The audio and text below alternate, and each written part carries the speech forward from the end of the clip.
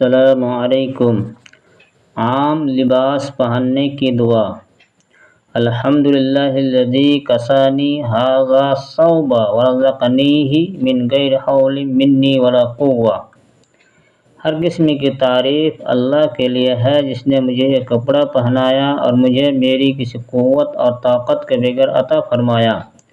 حوالہ سنن ابی داؤد حدیث نمبر 4023، سنن الترمذی حدیث نمبر 3458، سنن ابن ماجہ حدیث نمبر 3285، اور اس کی سند حسن ہے، نیز اسے حاکم نے صحیح قرار دیا ہے۔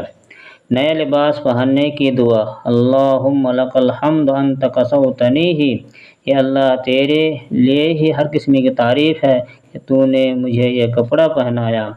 اسألک من خیرہ و خیر ما صنع لہ، میں تجھ سے اس کی بھلائی اور جس چیز کے لیے اسے بنایا گیا ہے اس کی بھلائی کا سوال کرتا ہوں۔ وأعوذ بک من شرہ و شر ما صنع لہ، اور میں اس کی برائی اور جس چیز کے لیے اسے بنایا گیا اس کی برائی سے تیری پناہ کا طلبگار ہوں۔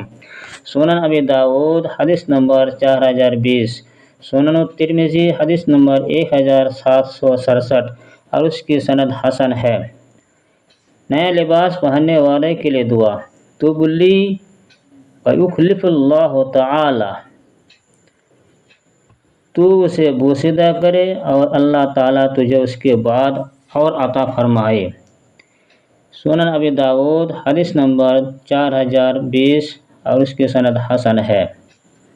البس جدیدا وعش حمیدا ومت شہیدا، تو نیا کپڑا زیب تن کر اور قابل ستائش زندگی گزار اور شہید بن کر فوت ہو۔